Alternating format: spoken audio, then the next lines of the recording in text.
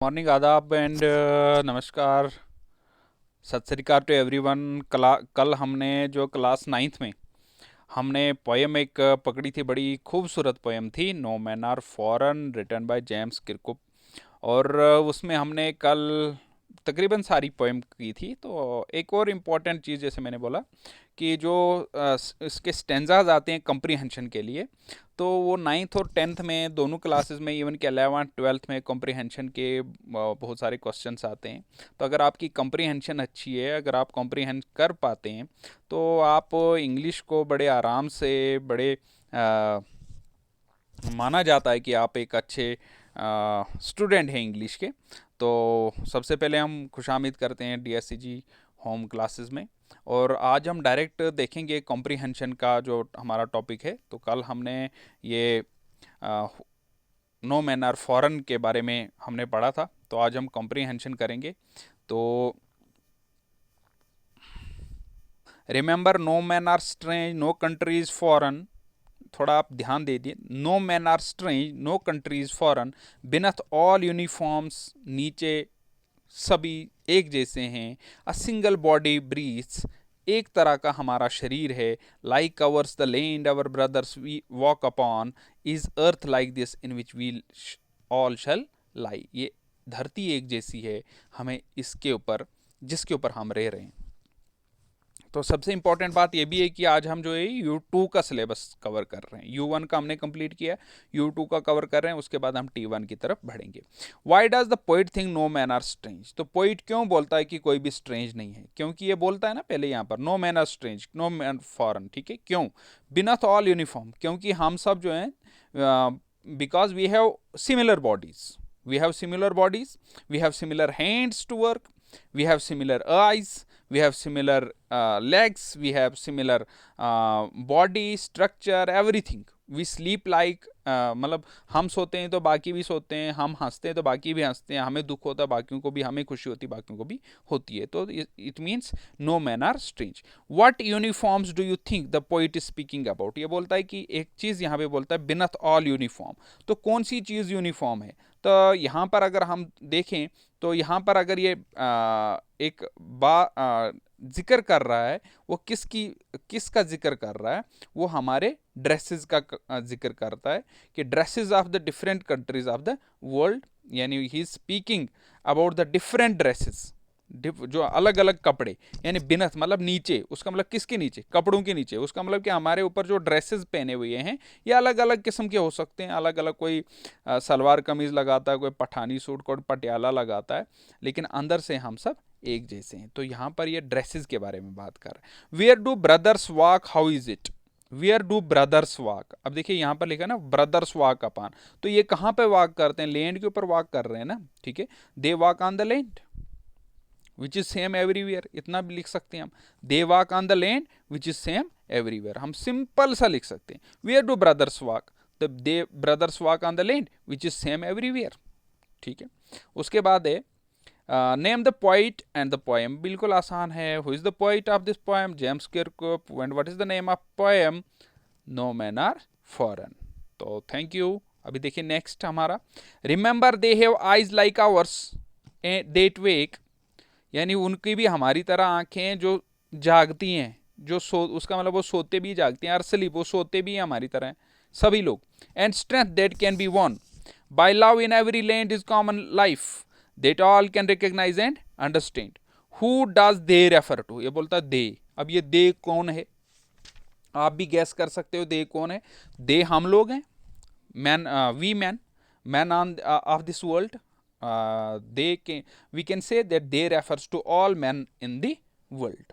उसके बाद है दूसरा, how can we win others? हम दूसरों को कैसे जीत सकते हैं? तो यानी यहां पर बोलता है remember that they have eyes like ours and are sleep and strength that can be won, strength that can be won. तो हम दूसरों को कैसे जीत सकते हैं? तो पीपल, लोग जो हैं, जब पीस होती है उसमें प्रॉस्पर करते हैं।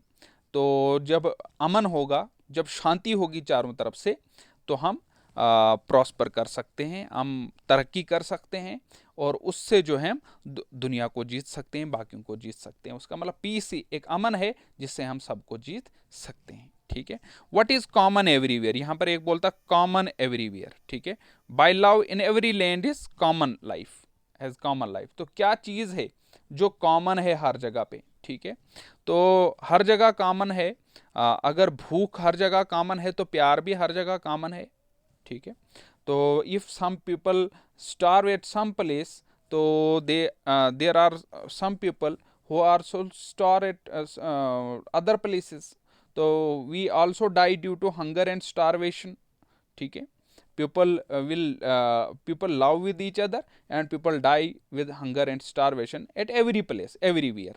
तो हमें भी खाने की ज़रूरत है, दुनिया के किसी भी मुल्क के रहने वाले आदमी को उसको भी खाने की ज़रूरत है, पीने की, पानी, जितनी भी चीज़ें हैं उनको ग्रेस्प करने की ज़रूरत है। Give the noun form of the words recognize and understand. तो इनके यहाँ आपने नाउन देने हैं। ठीक है। ये दो वर्ड्स रखे हैं इन्होंने कि इनके हमने क्या देने हैं, नाउन देने हैं। तो अब एक वर्ड रखा इन्होंने रिकग्नाइज और दूसरा रखा इन्होंने अंडरस्टैंड। सॉरी, रिकग्नाइज अगर हमारे पास क्या है, वर्ब है, तो इसको हम क्या रिकग्निशन अगर लिख दें, रिकग्निशन, तो इसका नाउन बनता है। अंडरस्टैंड का अंडरस्टैंडिंग जो है इसका नाउन बनता है। Give the opposite of the word remember, remember होता है याद करना, तो इसका अपोजिट आ गया फॉरगेट। तो इसमें यह है कि इसके लिए तो आपको ग्रामर पे होल्ड होनी चाहिए। आगे वो टॉपिक में हम ग्रामर भी अब कवर करेंगे। ठीक है। तो एक और पैराग्राफ है हमारे पास, they too aware of sun and air and water. अगर आप देखें ना तो ये जितने भी पैराग्राफ हैं ना बड़े सिमिलर हैं एक दूसरे से, बिल्कुल मिलते जुलते हैं। They too aware of sun and air and water are fed by peaceful harvest by vast long winter stopped, their hands are ours and in their lines we read a labor not different from our own। who does they refer in these lines? यहाँ पर भी बोलता है दे कौन है, तो दे हम सब लोग हैं भाई, all men of the world। how are people fed by peaceful harvest? यहाँ पर एक क्वेश्चन है। तो पीसफुल हार्वेस्ट में किस तरीके से लोग क्या करते हैं, वो किस तरीके से फेड करते हैं, यानी किस तरीके से उनको खिलाया जाता है। तो जब पीसफुल हार्वेस्ट होती है तो पीसफुल अमन होता है चारों तरफ से, तो क्या होता है कि क्रॉप्स ग्रो करती हैं, ग्रेन्स ग्रो करती हैं, तो रिच जो क्रॉप है वो पैदा होती है और उसका हार्वेस्टेशन होती है। Explain wars long winter starved, explain wars long winter starved, इसको हमने यहाँ पर अगर आप इस लाइन को देखें, वार्स लॉन्ग विंटर स्टॉर्व्ड को अगर हमने डिफाइन करना हो तो इसका मतलब क्या है, the poet want to say that if war breaks out and continues for long time people will die of hunger and starvation. तो लोग जो हैं विंटर अगर जंग जो है लंबे दो समय तक, वॉर्स लॉन्ग यानी जंग अगर बहुत देर तक चली तो लोग जो हैं भूख से मर जाएं। How are their hands ours, उनके हाथ हमारे कैसे हैं। How are their hands ours, उनके हाथ हमारे जैसे क्यों हैं।